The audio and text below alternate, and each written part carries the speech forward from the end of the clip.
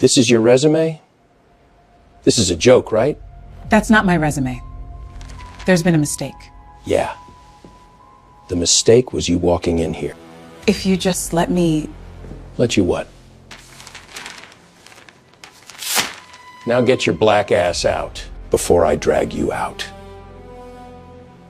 Like the street dog you are. 6 candidates heard every word through that glass door. Not one looked up. Renee Lawson's hands were shaking, but her face gave him nothing. She picked up her bag and walked out without a word. The hallway was quiet. Her heels echoed on the tile.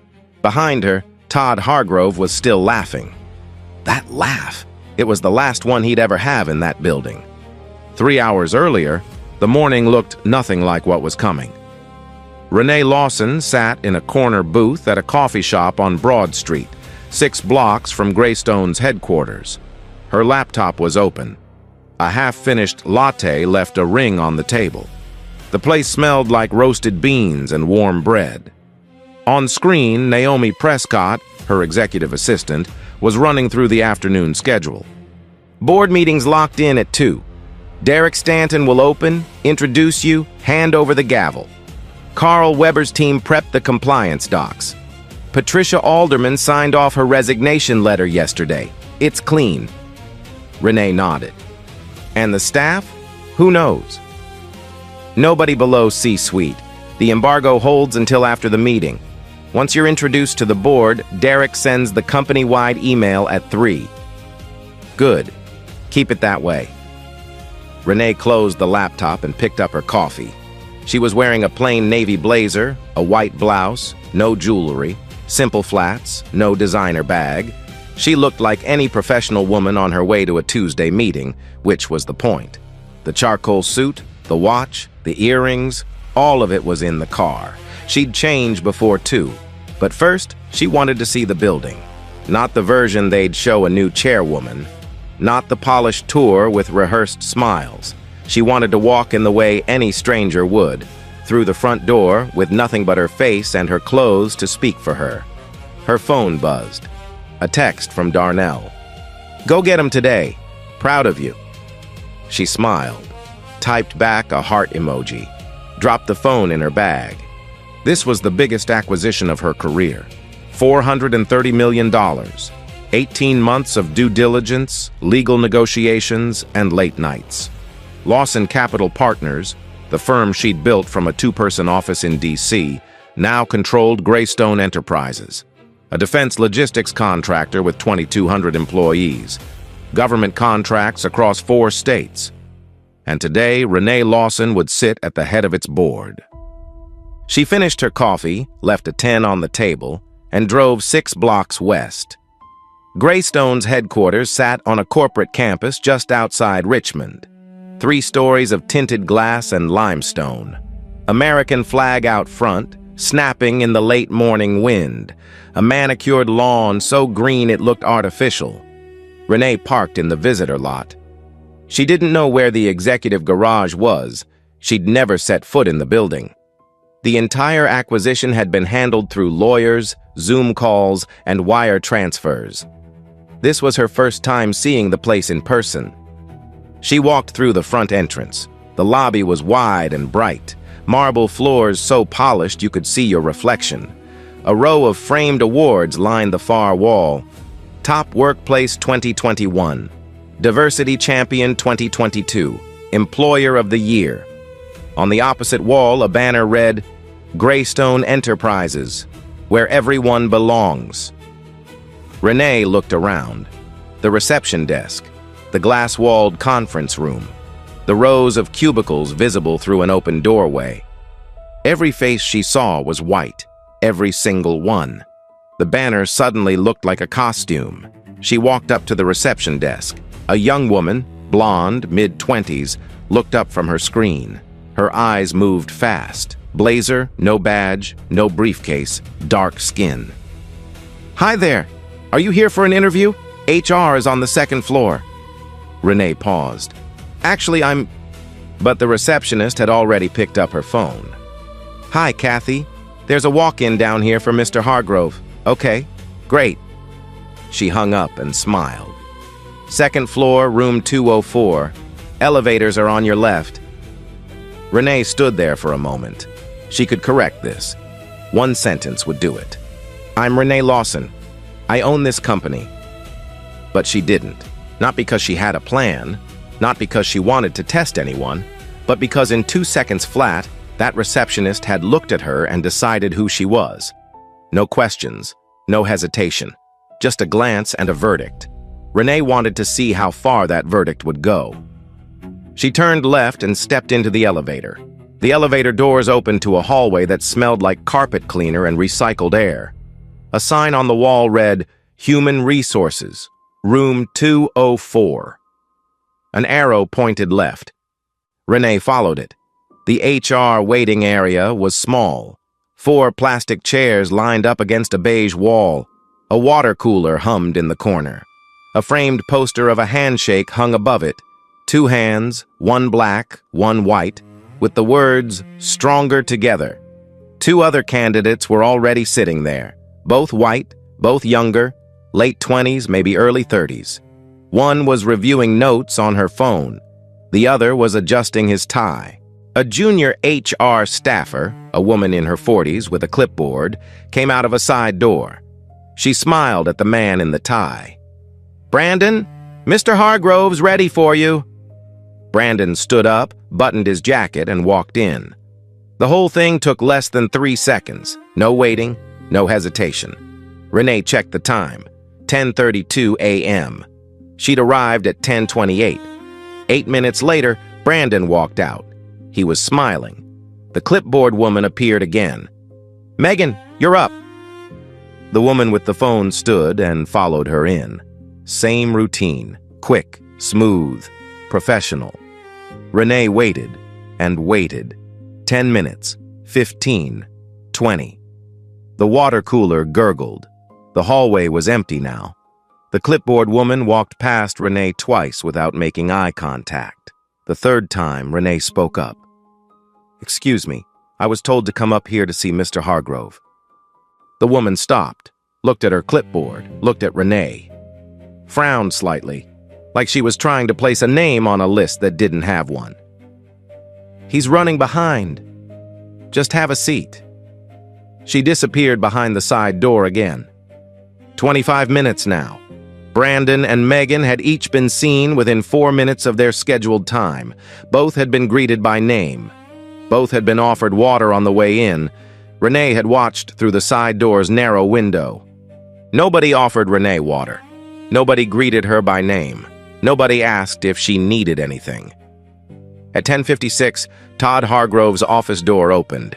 He didn't step out. He just leaned his head through the frame and jerked his chin toward her. You, come in. No name, no handshake, no smile. Renee stood, smoothed her blazer, and walked into his office. The room smelled like leather and aftershave. A set of golf clubs leaned against the corner. On the wall behind his desk hung a framed photo of Todd shaking hands with a man in a dark suit, a former Virginia governor. Next to it, a plaque. Greystone values, integrity, excellence, respect. Todd dropped into his chair. He didn't gesture for Renee to sit. She sat anyway. On his desk, a single piece of paper. A resume. Not hers. It had been placed there by the clipboard woman before Renee walked in. Whose it was, Renee didn't know. But Todd assumed it was hers. He assumed everything. He picked it up, held it between 2 fingers the way you hold something that smells bad, didn't read it, barely glanced at it. So, what makes you think you belong here? His voice was flat, bored, the way someone talks to a person they've already dismissed. Renee kept her hands still on her lap. I have 10 years of experience in operations management, logistics, contract oversight. I'd be happy to walk you through. Walk me through what? Todd tossed the paper back on the desk. I've seen 100 resumes like this. You all come in here with the same lines. Operations, management, oversight. Big words for somebody who probably couldn't run a mailroom. The air in the room tightened. Renee felt it in her chest. Not fear, not surprise, but the kind of stillness that comes right before you make a decision you can't take back. She made hers. She stayed. "I'd like you to actually read it, Mr. Hargrove." Todd stared at her. Then his mouth curled, not quite a smile, more like something between amusement and disgust. "Read it?" He snatched the paper off the desk. "I wouldn't wipe my shoes with this." He ripped it in half, ripped it again, 4 pieces scattered across the desk like confetti. Then he laughed. It wasn't nervous, wasn't awkward. It was loud, from the gut, from the belly, the kind of laugh that fills a room and sucks the air out of it at the same time. The kind that crawls under your skin and nests there. Through the glass door of his office, 6 candidates in the hallway heard every word. Every single one of them. The ripping, the laughing, the silence after. Not one of them moved. Not one of them looked up. Todd leaned forward. The laughter drained from his face like water from a sink. What was left was cold. "Now get your black ass out of my chair before I call security to drag you out like the street dog you are." Renee's hands trembled. Just slightly. Just enough that she pressed her palms flat against her thighs to stop it. Her jaw tightened. Her eyes didn't leave his, but her face gave him nothing. She stood, picked up her bag, pushed the chair back gently. No scraping, no rush. And walked out of Todd Hargrove's office without a single word. The hallway was cold. Her heels clicked on the tile, slow, steady, deliberate. Behind her, through the glass, Todd had already turned back to his computer. He was done. She was forgotten. Just another name he'd never bother to learn. As Renee passed the executive wing on the first floor, a woman stepped out of a side office, mid-40s, tailored cream blouse, reading glasses pushed up into sandy brown hair, a coffee cup in one hand, a folder in the other. Brenda Calloway, Chief Financial Officer. Their eyes met. Brenda saw it, not the details, but the shape of it. A black woman walking out of the HR wing with no escort, no badge, no folder. Her jaw tight, her eyes straight ahead. The look of someone who had just been through something and was holding it together by force of will. Brenda knew that look. She'd seen it before. She knew what happened on the second floor. She knew who Todd Hargrove was. She looked at Renee for exactly 1 second. Then she looked away, adjusted her reading glasses, turned toward the elevator, and kept walking. That was it. That was all she gave. Renee reached the lobby. She sat in a chair near the front entrance. The marble floor reflected the overhead lights in long white streaks. The "Where Everyone Belongs" banner hung 10 feet above her head. She pulled out her phone. Her hand was steady now. She dialed Naomi. "Bring the suit and the board file to the main lobby, now." Naomi paused. "You okay? You sound—" "I'm fine. Just get here." She hung up, set the phone on her knee, and stared at the elevator doors, the same ones she'd ridden up 25 minutes ago as a nobody. In less than 3 hours, those same doors would open again, and this time, every person in the building would know her name.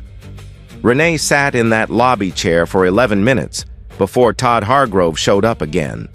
She wasn't looking for him. She was looking at the elevator doors, running the math in her head. Board meeting at 2. Naomi 20 minutes out. Enough time to change, review the documents, walk into that room, and do what she came here to do. Then she heard the laugh. The same one. Loud. From the gut. Echoing off the marble floor like a stone dropped in a well. Todd walked out of the elevator with another man. Shorter, heavier, khaki pants and a gray stone lanyard around his neck. They were mid-conversation, both smiling. Todd was telling a story. Renee couldn't hear all of it, but she caught the tail end. "And she actually asked me to read it. Read it. Like I've got time to babysit every walk-in off the street." The other man laughed. "What did you do?" "What do you think I did? Ripped that thing in half right in front of her face." Todd grinned. "Should have seen the look, like a deer in headlights." They both laughed. The sound bounced off the marble walls. A woman at the reception desk glanced up for half a second, then went back to her screen. Todd headed toward the lobby cafe kiosk. That's when he saw her, Renee, still sitting in the same chair, bag on her lap, face calm. Todd stopped mid-step. His smile didn't drop. It sharpened. "You're still here?" Renee looked up at him, said nothing. Todd walked closer. His colleague hung back near the kiosk, watching but not intervening. Todd stood over Renee, not sitting, not leaning, just standing. The height difference did what it was supposed to do. "I thought I made myself clear upstairs. This isn't a shelter, you can't just sit here. I'm waiting for someone. Waiting for someone." Todd repeated it slowly, like he was tasting the words for something rotten. "In my lobby, after I already told you to leave." He looked around, checking who was watching. 3 employees at a cluster of tables near the cafe. A security guard by the front door. The receptionist. All within earshot. None of them were going to stop him. He knew that. 18 years in this building had taught him exactly how much he could say and who would stay silent. He turned back to Renee. "Let me tell you something, sweetheart. I've been running HR in this building since before you could spell resume. I know who belongs here. I know who walks in and adds value, and I know who walks in and wastes oxygen." He leaned down slightly. Not much. Just enough to make the next words feel like a hand on her shoulder. "You people always think showing up is enough. Like the world owes you something just because you breathed today. It doesn't. And I don't. So finish your little wait and then get out. Because the next time I see you in this building, I'm calling the police. You people." He said it the way you'd say traffic or weather. Casual, ordinary, like it was just a category, like filing paper into a drawer. 3 employees at the cafe tables heard it. The one closest, a young man in a blue button-down, shifted in his chair. His eyes flicked toward Renee, then down at his sandwich. He didn't move, didn't speak. The security guard by the door adjusted his belt, looked at his shoes, stayed where he was. The receptionist typed something. Her fingers never stopped. Nobody moved. Renee looked up at Todd. Her voice came out even, almost warm. "I appreciate your honesty, Mr. Hargrove. I really do." Something about the way she said it made Todd blink. Not the words, the tone. It didn't match. It didn't sound like a woman who'd just been told to leave. It sounded like someone taking a note. He opened his mouth, then closed it, turned around, walked to the kiosk, ordered his coffee. His colleague said something low and they both chuckled again, but this time it was quieter, thinner. They took the elevator back up. The lobby went silent, just the hum of the air conditioning and the soft click of the receptionist's keyboard. Renee didn't move. 60 seconds later, the elevator opened again on the 2nd floor. Todd walked into his office, set his coffee down, and called a colleague in the operations wing. "Hey, had one of those interviews this morning. You know the type. Came in like the world owed her a chair. Handled it." The voice on the other end. "What did you tell her?" "Told her what I tell all of them. We don't do handouts. She tried the whole song and dance. 10 years in operations, blah blah. Didn't even look like she could operate a copier." Laughter on both ends. Todd sipped his coffee, leaned back. Then he noticed something. On his desk, the torn pieces of the resume he'd ripped earlier. They'd been sitting there since that morning. He'd tossed 2 pieces in the trash, but 2 had fallen behind his keyboard. He picked one up, flipped it over. One line caught his eye. Lawson Capital Partners, Managing Director. He read it again, frowned, rolled the name around in his head. Lawson Capital, Lawson Capital. Nothing clicked. He shrugged, dropped the piece into the recycling bin with the others. Lawson Capital. Never heard of it. He turned back to his screen and forgot about it in under 10 seconds. Downstairs at 12:43 p.m., Naomi Prescott walked through the front entrance, carrying a garment bag over her left arm and a leather portfolio under her right.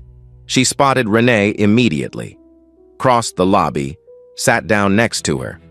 "I brought everything. Suit, shoes, the board file, your ID badge." Renee took the garment bag. "Where can I change?" "First floor restroom, end of the east hallway. I checked. It's a single." They walked together. Naomi glanced at Renee's face, calm, composed, unreadable. But Naomi had worked with this woman for 6 years. She knew the difference between Renee being calm and Renee holding something down. "What happened?" "Not now." "Renee." "I said not now, Naomi." The restroom was small, white tile, a fluorescent light that buzzed like a trapped fly. Renee hung the garment bag on the door hook and unzipped it. She looked at herself in the mirror. Same face, same eyes, same woman who'd sat in Todd Hargrove's chair and been told she wasn't worth the paper her name was printed on. She took off the plain blazer, put on the charcoal suit, tailored, single button, fitted at the shoulders. She clipped on the watch she'd left in the car that morning, fastened a single pair of pearl earrings, slipped into black heels that added 2 inches. The mirror showed someone different now, not a different person, but a different version. The version the world had no choice but to take seriously. She hated that. She hated that the blazer wasn't enough, that the flats weren't enough, that her face and her voice and her 10 years of experience weren't enough. But she didn't have time to hate it right now. She opened the portfolio. Inside, the acquisition agreement, the board appointment letter signed by Patricia Alderman, and a small stack of embossed business cards. She picked one up, gold lettering on black stock, Renee Lawson, chairwoman of the board, Greystone Enterprises. Naomi was waiting outside. "You need anything else?" "No." "You want me to brief Carl Weber before you go in?" Renee looked at her. "No. I want every face in that room to be a genuine reaction." Naomi nodded. She didn't ask again. Renee checked the time. 1:38 p.m., 22 minutes. She held the portfolio against her chest, walked back toward the lobby. Her heels hit the marble with a different sound now, sharper, louder, the kind of rhythm that makes people look up. The receptionist looked up, saw Renee, did a small double take. The same woman from this morning, but not the same at all. Renee didn't stop, didn't explain. She walked straight toward the executive elevator at the far end of the lobby. The security guard stepped aside without being asked. At 1:55 p.m., the 12th floor boardroom of Greystone Enterprises was the quietest room in the building. 12 leather chairs circled an oak table long enough to land a small plane on. Floor-to-ceiling windows lined the south wall, overlooking the corporate campus. The manicured lawn, the parking lot, the American flag snapping in the afternoon wind. Derek Stanton sat at the head of the table, 61 years old, silver hair combed tight, CEO for 9 years. He adjusted his cufflinks the way a man does when he's about to hand something over and wants to look like it was his idea.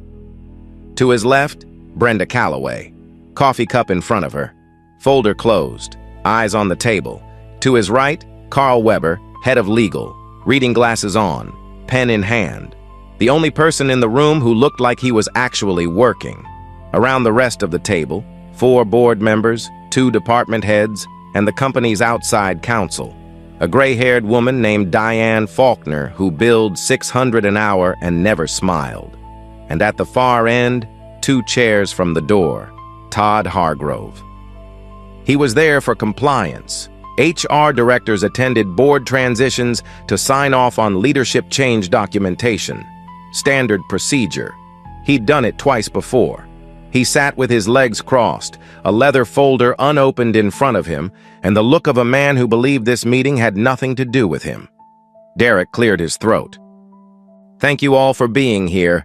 As you know, the acquisition of Greystone Enterprises by Lawson Capital Partners was finalized 3 weeks ago. Today, we formally complete the board transition." He paused, adjusted his glasses. Our new chairwoman holds controlling interest in the company. She will oversee all board-level decisions going forward. Patricia Alderman has formally resigned her seat, and the transfer documents have been executed. He looked toward the double doors at the end of the room. It's my privilege to introduce the new chairwoman of the Board of Greystone Enterprises. The doors opened. Renee Lawson walked in. Charcoal suit, pearl earrings, leather portfolio in her left hand. Her heels struck the hardwood floor in a rhythm that filled the silence like a heartbeat. She didn't rush, didn't scan the room for approval. She walked the length of that table the way someone walks into a room they already own, because she did. Carl Weber looked up. His pen stopped moving. His eyes went from Renee to Todd and back again. He exhaled slowly through his nose. He understood. Brenda Calloway's hand froze around her coffee cup. Her face drained of color. Not slowly, not gradually, but all at once, like someone had pulled a plug. Her lips parted, but nothing came out. Derek Stanton smiled and gestured toward the head of the table. "Ms. Lawson, the floor is yours." Todd didn't react at first. He was looking at his phone under the table, half present, half checked out, the way he always was in meetings that didn't involve him. Then he looked up, and the world stopped. His mouth opened first. Then his eyes caught up, widening, narrowing, widening again, cycling through confusion and recognition like a slot machine that kept landing on the wrong symbol. The woman from the HR office, the resume he ripped apart, the person he told to get her black ass out of his chair, the one he laughed at, the one he called a street dog, the one he stood over in the lobby and told, "You people always think showing up is enough."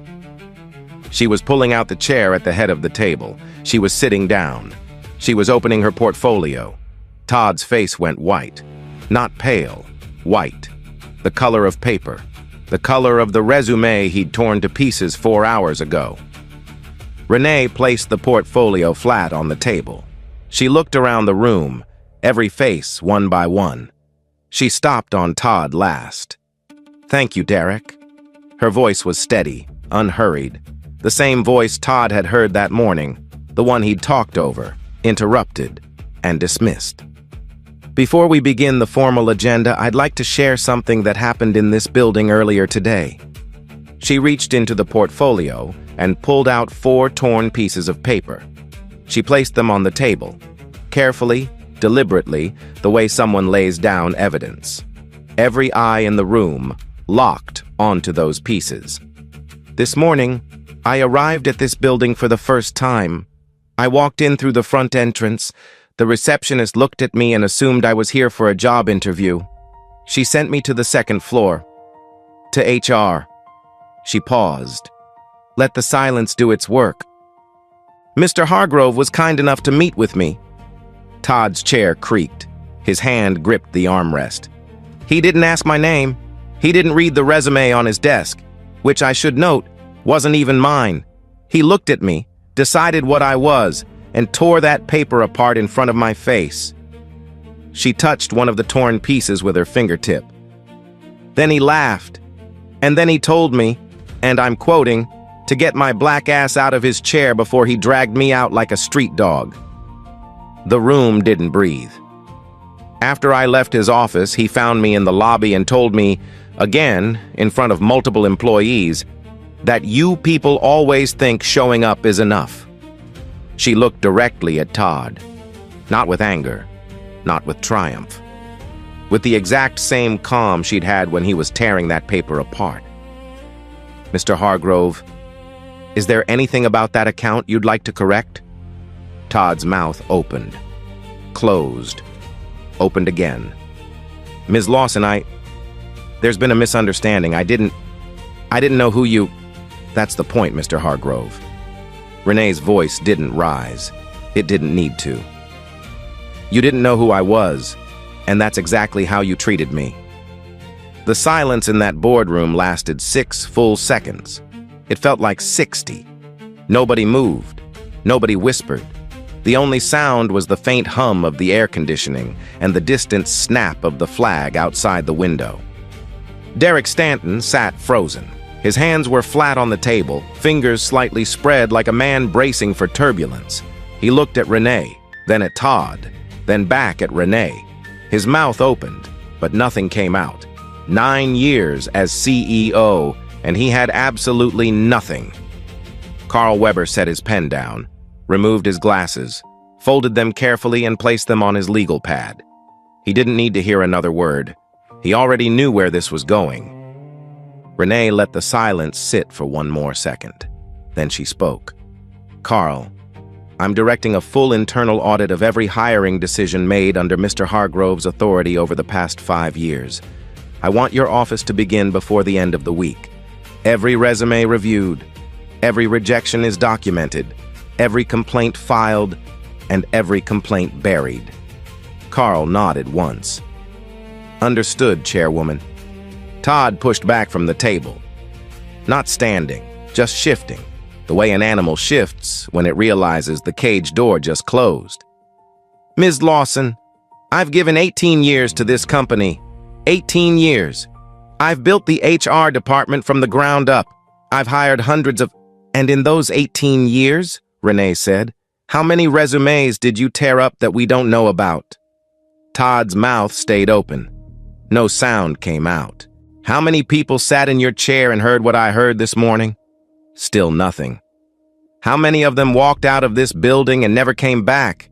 Not because they weren't qualified, but because you decided what they were before they opened their mouths." Todd's eyes moved around the table, searching, looking for someone, anyone, who would speak for him, who would say, "Hold on," or "Let's hear his side," or "Maybe there's been a misunderstanding." He looked at Derek. Derek studied his cufflinks. He looked at Brenda. Brenda stared at the table so hard she could have burned a hole through it. He looked at Diane Faulkner, the outside counsel. She was writing something in her notepad. She didn't look up. He looked at the department heads, the board members, the men and women he'd shared holiday parties with, golf tournaments with, 18 years of handshakes and hallway small talk with. Not one of them met his eyes. Renee spoke again. Her voice hadn't changed. Same volume, same rhythm, same calm. That was the thing about Renee. She didn't need to raise her voice. The facts did the yelling for her.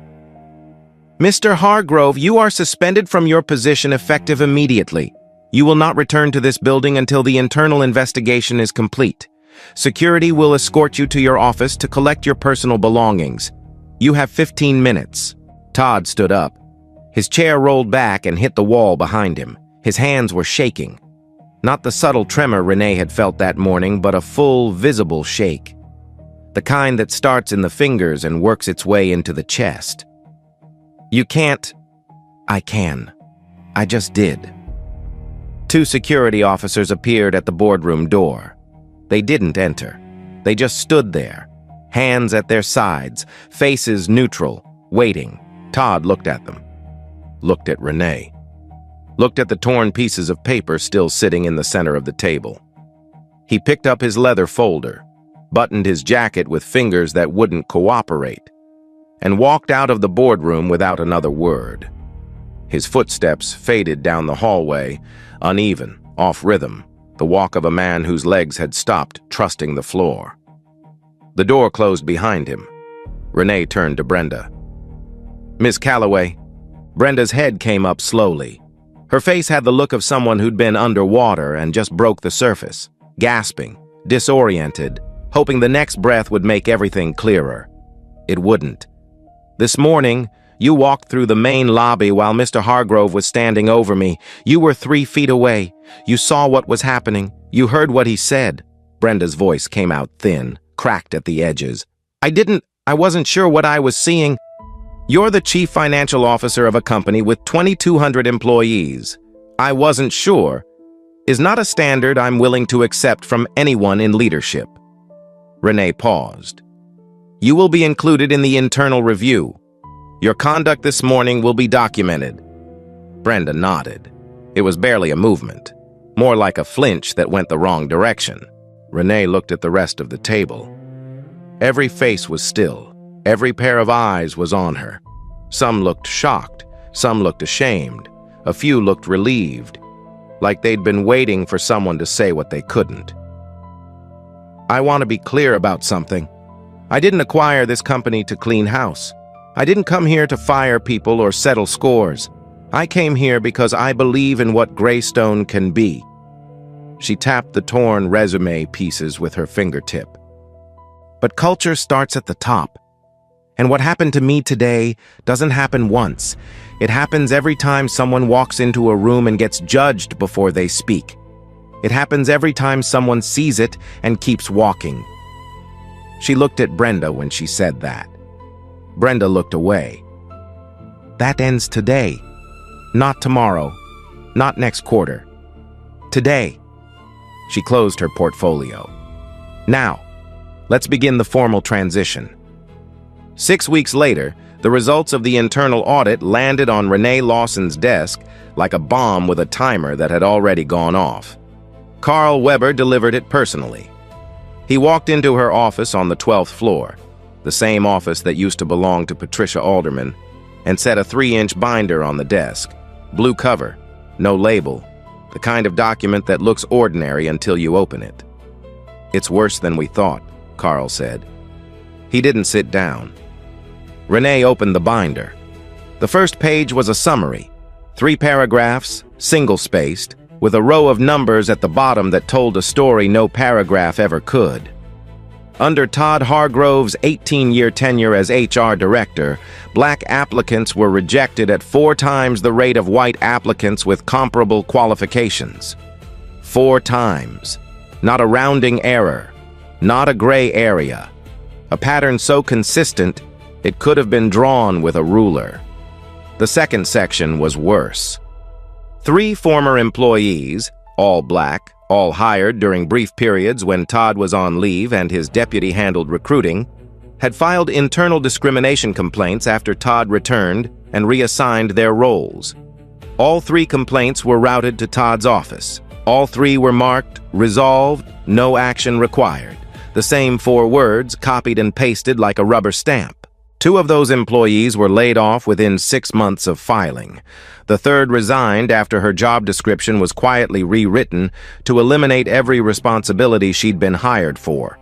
She went from managing a team of 8 to answering phones at a front desk that didn't need staffing. Renee turned the pages slowly. Every page was a name. Every name was a person who walked into Greystone expecting a fair shot and walked out with less than they came in with. How many total? She asked. Carl adjusted his glasses. Over 18 years, his office processed roughly 4,000 external applications. Of those, 612 were from black candidates. 41 were hired. That's a 6.7% higher rate, compared to 23% for white applicants with equivalent credentials. Renee closed the binder, set both hands flat on the cover, stared at it for a long time. Send it to the EEOC today. Carl nodded. I'll have the referral drafted by 5. The Equal Employment Opportunity Commission opened a formal investigation within 2 weeks. Todd Hargrove was named individually. Greystone Enterprises was named as an entity. Federal investigators requested and received the full audit binder, all internal complaint records, and 18 years of HR correspondence. 2 of the 3 former employees who'd filed internal complaints agreed to submit formal federal complaints. The 3rd, the woman whose job had been gutted, declined to participate. She told Carl's office she just wanted to move on. She'd already lost enough.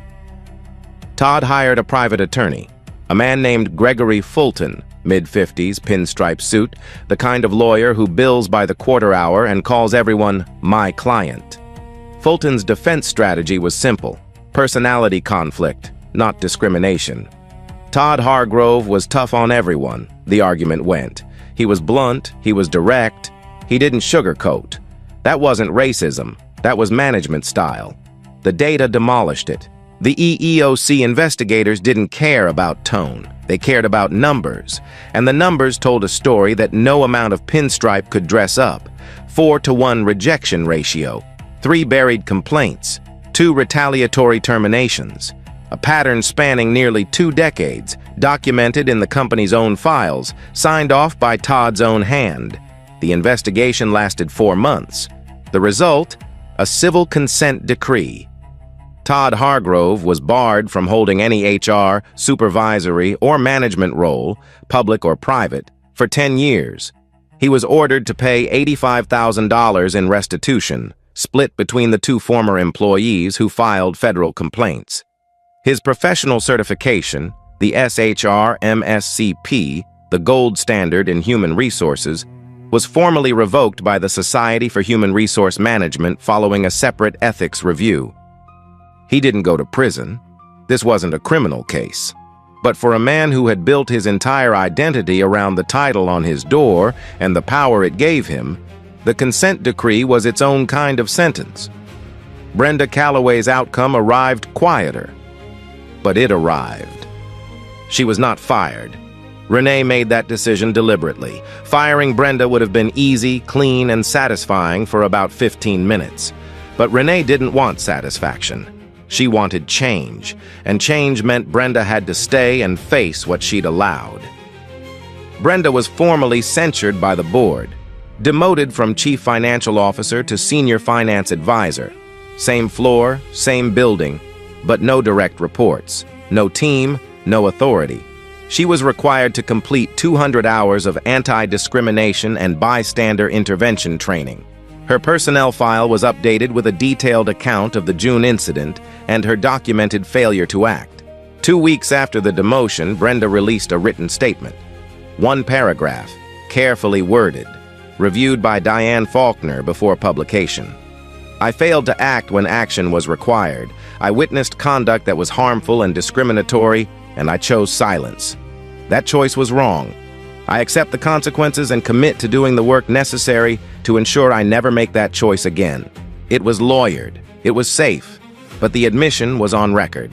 And in a company where silence had been the default for 18 years, even a lawyered admission was a crack in the wall. Renee moved fast after that.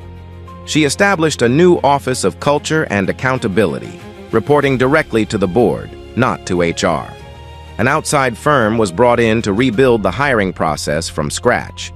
Blind resume screening was implemented across all departments. Interview panels were restructured, a minimum of 2 members from different departments, with at least 1 person of color on every panel. Within 6 months, the first measurable shifts began to show. Within 12 months, the numbers were undeniable. Workforce diversity at Greystone had increased by 19%. Employee satisfaction scores were up 31%. Retention among employees of color had doubled. 3 of the former employees who had been wrongfully rejected or terminated under Todd's tenure were contacted. All 3 were offered positions. All 3 accepted. A Richmond newspaper ran a feature story, front page of the local business section. The headline read, "Inside Greystone's Culture Overhaul, and the Morning That Started It All." The article didn't name Renee's experience directly. It didn't need to. By then, everyone in Richmond's corporate circle knew the story. The resume, the laughter, the boardroom, Todd Hargrove's life after Greystone unfolded the way gravity works. Slowly at first, then all at once. His wife moved out 3 months after the consent decree was made public. She didn't file for divorce immediately, but she took the dog and the good furniture. His golf club membership lapsed.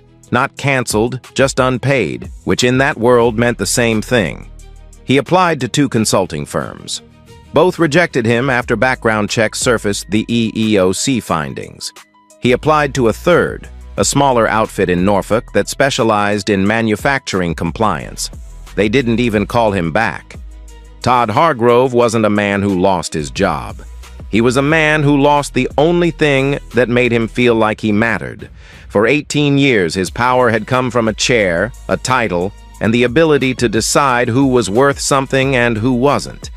Without those things, there was nothing underneath. Just a man in an empty house, watching his golf clubs collect dust in the corner. 1 year later, Renee Lawson sat at the head of the same boardroom table where she'd laid 4 torn pieces of paper and changed the course of a company. The oak table was the same. The leather chairs were the same. The windows still overlooked the same corporate campus. The flag, the lawn, the parking lot where she'd once parked in the visitor section because she didn't know where else to go. But the room felt different now. The Workplace Excellence plaque still hung on the wall. Renee had considered taking it down. She didn't. She left it there on purpose, not as decoration but as a reminder. A reminder that words on a wall mean nothing if the people beneath them don't live up to them. The Office of Culture and Accountability had just submitted its first annual report. Renee had read every page. Employee satisfaction was up 31%. Retention among employees of color had doubled. For the first time in the company's history, the senior leadership team included 3 people of color, not as tokens, not as quotas, but as people who'd earned their seats and finally had a door that opened when they knocked. Renee was reviewing resumes, real ones, for a vice president of operations hire, 12 candidates, all screened blind, no names, no photos, no demographic markers, just qualifications, just experience, just the work. She paused on one, read it twice, picked up her phone. Send her in. She set the resume down on the table, gently, the way you set down something that matters, and smiled. That evening, Renee drove home to the restored Colonial in Henrico County. Darnell was in the kitchen. The house smelled like garlic and something sweet, his grandmother's cornbread recipe, the one he only made on days he knew Renee needed it.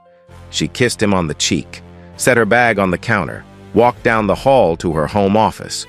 On the wall, between her law degree from Howard, her MBA from Wharton, and the framed board appointment letter, hung something that didn't match.